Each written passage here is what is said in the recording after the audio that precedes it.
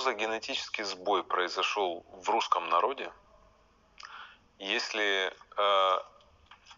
для большинства, подавляющего большинства россиян стало нормальным то, что Россия вторглась на территорию чужой страны, которая хочет жить так, как она хочет, убивает тысячи, десятки тысяч людей, детей убивает, бомбит города, Вот.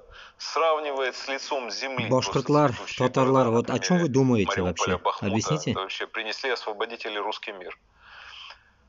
Почему и дальше в России масса говорит: правильно, боремся с фашистами, Путин молодец, объединимся, сплотимся, покажем этим пиндосам американским, что мы Россия, можем повторить и так далее. Что это за генетический сбой такой? Смотрите, генетический сбой случился в 2017 году.